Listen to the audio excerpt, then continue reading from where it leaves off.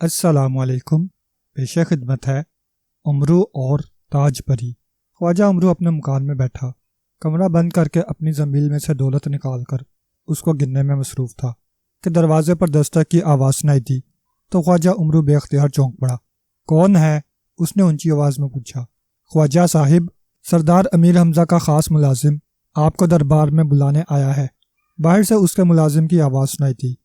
अच्छा, उसे भिजवा दो, मैं तैयार होकर पहुंच जाता हूँ, ख्वाजा उमरू ने कहा और फिर उसने दौलत वापस ज़मील में डालना शुरू कर दी। दौलत वापस ज़मील में डालकर उसने लिबास तब्दील किया और फिर अपनी ज़मील कांधे से लटकाकर वो अपने मुकाम से निकला और फिर सरदार अमीर हमज़ा के दरबार में पहुंच गया। वहाँ दरबारी पहुंच चुके थे, लेकिन अभी सरदार अमीर हमज़ा खुद तशरीफ़ न लाए थे। लेकिन ख्वाजा उमरू अपनी मखसूस कुर्सी पर बैठ गया।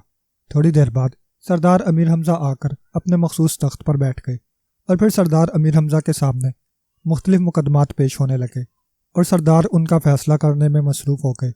जब मुकदमात ख़त्म हो गए तो सरदार अमीर हमज़ा ने दरबार बर्खास्त कर दिया और ख्वाजा उमरू को हुक्म दिया कि वह उनके ख़ास कमरे में पहुंच जाए। ख्वाजा उमरू हैरान था कि सरदार ने उसे अपने कमरे में क्यों तलब किया है, लेकिन चूंकि वह सरदार अमीर हमज़ा के हुक्म का पाबंद था इसलिए वो ख़ास कमरे में पहुंच गया। थोड़ी देर बाद सरदार अमीर हमज़ा भी वहाँ आ गए।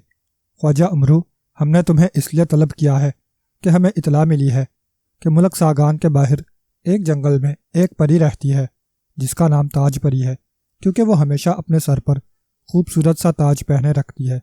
उस ताज परी के पास एक ऐसा हीरा है जो काफ़ी बड़ा है और उस हीरे की खसूसियत ये है कि यह हीरा जिस सरदार के पास हो उस पर किसी जादू का असर नहीं होता। हम इस हीरे को हासिल करना चाहते हैं ताकि यह हीरा अपने बेटे को देकर जादूगरों के मुल्क भेजें और उन जादूगरों को शिकस्त दी जा सके जो मुसलमानों पर जुल्म ढा रहे हैं। इस तरह हमारा बेटा जादू से महफूज हो जाएगा और हमें इत्मीनान रहेगा। सरदार अमीर हमज़ा ने कहा, सरदार, आप उस परी को पैगाम भिजवा दें, वो यकीनन यह हीरा आपको तोहफे में पेश कर देगी। ख्वाजा उमरू ने कहा, नहीं, हमने पैगाम भिजवाया था लेकिन उसने साफ इनकार कर दिया है, इसलिए हम तुम्हें यह हीरा हासिल करने का हुक्म देते हैं। अगर तुम यह हीरा लेकर ना आए तो तुम्हें हलाक कर दिया जाएगा। सरदार अमीर हमज़ा ने कहा, लेकिन सरदार, पहले मुझे पेशगी के तौर पर कुछ इनाम तो दे दीजिए। ख्वाजा उमरू ने मिन्नत भरे लहजे में कहा, मुझे मालूम है कि तुम्हारे पास बहुत दौलत इकट्ठी हो गई है। सरदार अमीर हमज़ा ने कहा, ओ नहीं सरदार, मैं तो गरीब आदमी हूँ, आप बेशक मेरी बीवी जान सितारा से पूछ लें। ख्वाजा उमरू ने घबराए हुए लहजे में कहा, तुम कंजूस हो, इसलिए मुझे मालूम है कि तुम सारी दौलत अपनी ज़मील में छुपाए रखते हो और अपनी बीवी को भी नहीं देते। और ये सुन लो कि हम मुसलमानों के सरदार हैं, इसलिए अगर मैं ज़मील को हुक्म दे दूं तो वो अभी अपने अंदर मौजूद सारी दौलत निकाल कर बाहर ढेर कर देगी। सरदार अमीर हमज़ा ने कहा, ओ सरदार, आप रहम दिल और सखी हैं, मुझ पर रहम करें। उमरू ने फ़ौरन घबरा कर हाथ जोड़ते हुए कहा, तो फिर जाकर हीरा ले आओ, फिर इनाम मिलेगा। सरदार अमीर हमज़ा ने कहा, मगर सरदार, वो बदशगुनी हो जाएगी। उमरू ने डरते डरते कहा। तो सरदार अमीर हमज़ा बेख्तियार हंस पड़े, तुम वाकई बेहद लालची हो। बहरहाल चूंकि तुम मुसलमानों के लिए काम करते हो इसलिए तुम्हें बर्दाश्त किया जाता है, लो इनाम ले लो। सरदार अमीर हमज़ा ने कहा और अपने गले में मौजूद इंतहाई कीमती मोतियों का हार उतार कर उसने ख्वाजा उमरू को दे दिया। ख्वाजा उमरू बेहद खुश हुआ। उसने सरदार अमीर हमज़ा को फ़र्शी सलाम किया और फिर ख़ास कमरे से बाहर आ गया। दरबार से निकलकर वो वापस अपने घर गया ताकि दरबार का लिबास तब्दील करके दूसरा लिबास पहन ले। अभी उसने लिबास तब्दील किया ही था कि कमरे का दरवाज़ा एक धमाके से खुला और उसकी हथनी से भी मोटी बीवी चांद सितारा अंदर दाखिल हुई। कहाँ है वो मोतियों का हार? निकालो अभी, चांद सितारा ने चीखते हुए कहा। क्या कह रही हो? कौन सा हार? उमरू ने घबरा कर कहा, निकालो हार जो तुम सरदार अमीर हमज़ा से लेकर आए हो, निकालो, वरना तुम्हारी यह धागे से भी पतली गर्दन तोड़ दूंगी। चांद सितारा ने गुस्से से चीखते हुए कहा और इसके साथ ही उसने अपना हाथी जैसा भारी हाथ बढ़ाया और उमरू अय्यार की गर्दन पकड़ ली। अरे अरे, टूट जाएगी, हाथ हटाओ जल्दी, ख्वाजा उमरू ने भिंचे भिंचे से लहजे में कहा। निकालो, कहाँ है हार? निकालो, चांद सितारा ने उसकी गर्दन को झटका देते हुए कहा। तो ख्वाजा उमरू ने अपनी जान बचाने के लिए मजबूरन ज़मील में से हार निकाल कर चांद सितारा को दे दिया। वाह वाह, इस कदर खूबसूरत हार! चांद सितारा ने उसकी गर्दन छोड़कर جلدی سے ہار لیتے ہوئے کہا، اور خواجہ عمرو دونوں ہاتھوں سے اپنی گردن مسلنے لگا۔ دیکھو کیسی لگتی ہوں میں، چاند ستارہ نے ہار اپنی گردن میں ڈال کر اٹھلاتے ہوئے کہا۔ بہت خوبصورت لگ رہی ہو، خواجہ عمرو نے مجبوراً تعریف کرتے ہوئے کہا، جبکہ دل ہی دل میں وہ اسے موٹی چڑیل کہہ رہا تھا، لیکن اس کی ہمت نہ تھی کہ وہ ایسا منہ سے کہہ دے، کیونکہ اسے معلوم تھا کہ چاند ستارہ نے اس کی ساری ہڈیاں توڑ دینی ہیں۔ چاند ستارہ خوش ہوتی ہوئی کمرے سے باہر چلی گئی۔ میرا ہار چلا گیا، ہائے میرا ہار، خواجہ عمرو نے روتے ہوئے کہا، لیکن ظاہر ہے اب وہ کیا کر سکتا تھا، اس لیے مجبوراً خون کے گھونٹ پی کر وہ اپنے مکان سے نکلا اور پھر جنگل میں پہنچ گیا۔ اس نے سب سے پہلے زنبیل میں سے بولنے والی گڑیا نکال لی اور اس کے سر پر انگوٹھا رکھ کر دبایا تو گڑیا کی آنکھیں زندہ انسانوں جیسی ہو گئیں۔ بولنے والی گڑیا، مجھے بتاؤ کہ تاج پری کہاں رہتی ہے اور اس سے ہیرا کیسے حاصل کیا جا سکتا ہے؟ عمرو نے بولنے والی گڑیا سے مخاطب ہو کر کہا۔ خواجہ عمرو کو بتایا جاتا ہے کہ تاج پری ملک ساگان سے باہر ایک جنگل کے باغ نما حصے میں رہتی ہے۔ وہاں اس کا خوبصورت محل بھی ہے جو سرخ رنگ کا ہے، لیکن اس باغ میں انتہائی خوفناک اژدہے رہتے ہیں جو تاج پری کے محافظ ہیں، اور جو آدمی وہاں جائے یہ اژدہے اسے کھا جاتے ہیں۔ اور یہ بھی خواجہ عمرو کو بتایا جاتا ہے کہ خواجہ عمرو صرف عیاری سے کام لے کر ہیرا حاصل کر سکتا ہے، ورنہ نہیں۔ اور یہ بھی خواجہ عمرو کو بتایا جاتا ہے کہ تاج پری بے حد خوبصورت ہے، اس لیے وہ بدصورت ہونے سے بے حد ڈرتی ہے۔ بولنے والی گڑیا نے کہا، اور اس کے ساتھ ہی اس کی آنکھیں دوبارہ پہلے جیسی ہو گئیں۔ تو عمرو نے گڑیا کو واپس زنبیل میں ڈالا اور زنبیل سے جادو کی جوتیاں نکال کر پہن لی۔ مجھے ملک ساگان سے باہر اس جنگل کے کنارے پر پہنچا دو جہاں تاج پری رہتی ہے، خواجہ عمرو نے کہا تو اس کے جسم کو جھٹکا سا لگا اور اس کے ساتھ ہی وہ ہوا میں اڑنے لگا۔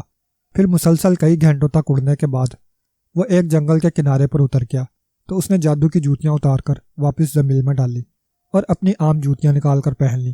پھر اس نے زنبیل میں سے سیاہ رنگ کی ایک شیشی نکال لی اور اس کو کھول کر اس کے اندر موجود سیاہ رنگ کی چھوٹی چھوٹی گولیوں میں سے ایک گولی نکال کر منہ میں ڈال لی اور پھر اس نے اسے چبا کر نگل لیا۔ اسے معلوم تھا کہ اس گولی کو کھانے کے بعد اس کے جسم سے ایسی بو نکلنے لگے گی کہ جنگل کا کوئی جانور اس کے قریب نہ آ سکے گا اور نہ ہی کوئی اژدہا اس کے قریب آئے گا۔ اس لیے وہ اب اطمینان سے چلتا ہوا جنگل میں داخل ہو گیا۔ دور دور تک جنگل خوفناک درندوں سے بھرا ہوا تھا، لیکن کوئی درندہ اس کے قریب نہ آیا۔ وہ سب اسے دیکھتے ہی دور بھاگ جاتے تھے اور خواجہ عمرو اطمینان سے چلتا ہوا آگے بڑھتا چلا گیا۔ اور پھر وہ جنگل کے اس حصے میں پہنچ گیا جو واقعی باغ کی طرح خوبصورت تھا، لیکن وہاں ہر طرف درختوں کے ساتھ بڑے بڑے اور رنگدار اژدہے چمٹے ہوئے تھے، اور اژدہے ایک درخت سے دوسرے درخت تک پہنچے ہوئے تھے۔ اس طرح ان کے جسم رسوں کی طرح ہوا میں لٹکے ہوئے تھے۔ ایک طرف گہرے سرخ رنگ کا خوبصورت محل بھی موجود تھا۔ خواجہ عمرو اس محل کے قریب پہنچا ہی تھا کہ محل کا دروازہ کھلا اور ایک خوبصورت پری باہر آ گئی۔ اس نے انتہائی خوبصورت لباس پہنا ہوا تھا، اس کے نیلے اور سبز رنگ کے بڑے بڑے پر تھے اور اس نے سر پر ایک عجیب لیکن خوبصورت سا تاج پہنا ہوا تھا۔ کون ہو تم اور یہاں کیسے آ گئے ہو؟ اس پری نے حیران ہو کر خواجہ عمرو کو دیکھتے ہوئے کہا۔ میرا نام خواجہ عمرو ہے اور میں تم سے ہیرا لینے آیا ہوں۔ خواجہ عمرو نے کہا، بھاگ جاؤ ورنہ ابھی میں اپنے محافظوں کو حکم دے دوں گی اور وہ تمہیں کھا جائیں گے۔ تاج پری نے غصیلے لہجے میں کہا، نہیں، میں ہیرا لے کر جاؤں گا، تم مجھے ہیرا دے دو۔ خواجہ عمرو نے کہا، بڑے اژدہے، اس خواجہ عمرو کو کھا جاؤ۔ تاج پری نے چیختے ہوئے کہا تو خواجہ عمرو کو اپنے عقب میں خوفناک پھنکار سنائی دی۔ وہ تیزی سے مڑا تو اس کا چہرہ خوف سے بگڑتا چلا گیا۔ اس نے بے اختیار دونوں ہاتھ اٹھائے کیونکہ اس کے سامنے ایک بہت بڑا اور انتہائی خوفناک اژدہا اپنا پھان اٹھائے موجود تھا اور اس کا انداز بتا رہا تھا کہ وہ ابھی اسے کھا جائے گا۔ رک جاؤ ورنہ مارے جاؤ گے، خواجہ عمرو نے چیختے ہوئے کہا۔ اس کے لہجے سے شدید خوف جھلک رہا تھا، لیکن اسی لمحے خوفناک اژدہے نے اس پر حملہ کر دیا۔ لیکن جیسے ہی وہ اس کے قریب آیا، وہ تیزی سے الٹ کر پیچھے ہٹا اور دوڑتا ہوا ایک طرف غائب ہو گیا۔ تو عمرو نے اطمینان بھرا سانس لیا کیونکہ اسے معلوم ہو گیا تھا کہ اس نے جو سیاہ گولی کھائی تھی اس کی وجہ سے ایسا ہوا ہے۔ وہ تیزی سے مڑا تو دوسرے لمحے یہ دیکھ کر بے اختیار چونک پڑا کہ تاج پری ایک اژدہے کے جسم پر چڑھ کر گھٹنوں کے بل چلتی ہوئی آگے بڑھی چلی جا رہی تھی۔ اس کے ایک ہاتھ میں بڑا سا ہیرا تھا، وہ شاید ہیرا چھپانے جا رہی تھی۔ ارے تمہارا چہرہ تو بگڑ گیا ہے، او تم تو بدصورت ہو رہی ہو، اچانک عمرو نے عیاری سے کام لیتے ہوئے کہا۔ کیا کہہ رہے ہو؟ یہ کیسے ہو سکتا ہے؟ تاج پری نے خوفزدہ ہو کر کہا، کیونکہ وہ بدصورتی سے بے حد ڈرتی تھی۔ اپنی شکل ہیرے میں دیکھ لو، امرو نے کہا تو تاج پری نے اپنے آپ کو ہیرے میں دیکھا اور دوسرے لمحے وہ چیختی ہوئی نیچے زمین پر آ کھڑی ہوئی۔ مجھے بچاؤ، مجھے بدصورتی سے بچاؤ، میں بدصورت نہیں ہونا چاہتی، تاج پری نے چیخ کر کہا، کیونکہ ظاہر ہے ہیرے میں اسے اپنی شکل بگڑی ہوئی نظر آئی تھی، کیونکہ ہیرے کے کٹاؤ کی وجہ سے لازماً شکل بگڑی ہوئی دکھائی دینی تھی، اور یہی عیاری خواجہ امرو نے کی تھی۔ ہیرا مجھے دے دو تو تم خوبصورت ہو جاؤ گی اور کبھی بدصورت نہ ہو سکو گی، ورنہ تم پری کی بجائے چڑیل بن جاؤ گی، خواجہ امرو نے کہا تو تاج پری نے ہاتھ میں پکڑا ہوا ہیرا خواجہ امرو کی طرف پھینک دیا، اور خواجہ امرو نے جلدی سے ہیرا اٹھا کر زنبیل میں ڈالا اور زنبیل میں سے جادو کا آئینہ نکال کر تاج پری کو دے دیا۔ یہ آئینہ بدصورت کو بھی خوبصورت دکھاتا تھا۔ تاج پری نے جب آئینہ دیکھا تو وہ بے حد خوش ہوئی۔ ظاہر ہے وہ پہلے سے زیادہ خوبصورت دکھائی دی تھی۔ اس نے الٹا خواجہ امرو کا شکریہ ادا کیا اور اسے ہیرا لے جانے کی اجازت دے دی۔ خواجہ امرو اپنی عیاری پر دل ہی دل میں بے حد خوش تھا اور وہ واپس پلٹ پڑا۔ وہ خوش تھا کہ اس نے نہ صرف ہیرا حاصل کر لیا بلکہ اب وہ سردار امیر حمزہ سے انعام بھی حاصل کرے گا۔ امرو اور جاکان جادوگر۔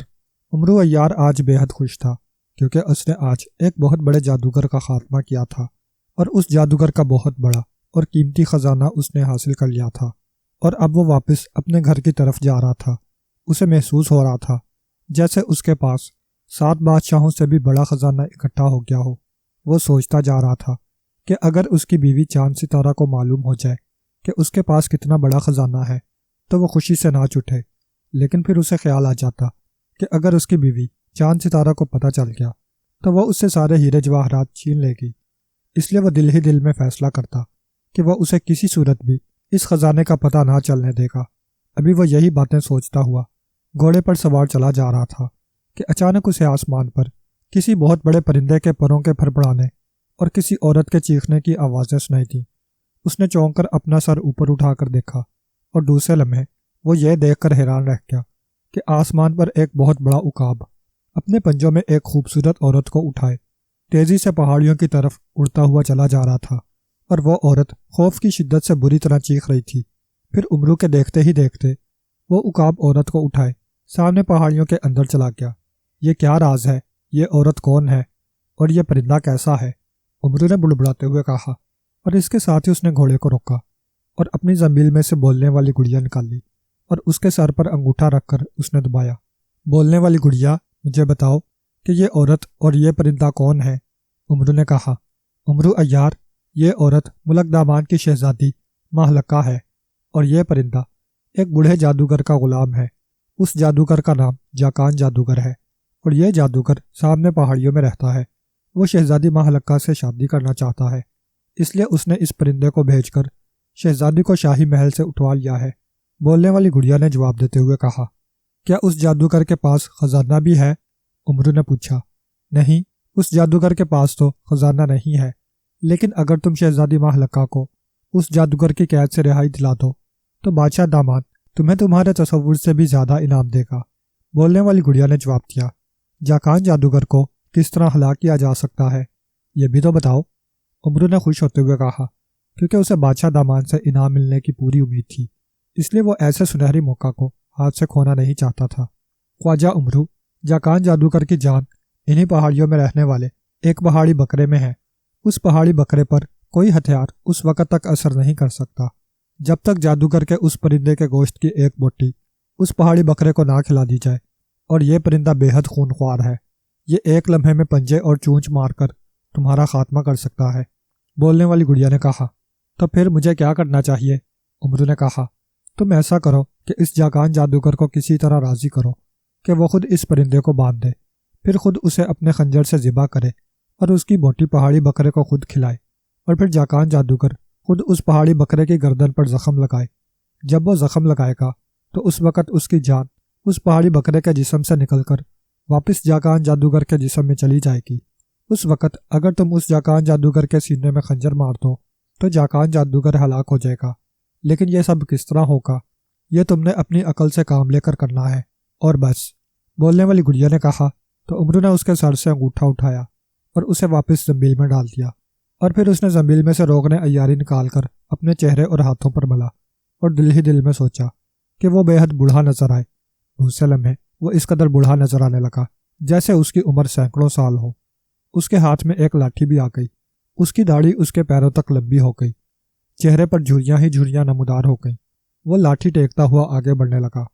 ارے کوئی ہے جو مجھ سے آب حیات لے لے، ارے کوئی ہے، امرو نے چیخ چیخ کر کہنا شروع کر دیا تو جلد ہی ایک بوڑھا جادوگر دوڑتا ہوا پہاڑیوں سے نمودار ہوا اور اس کی طرف بڑھنے لگا۔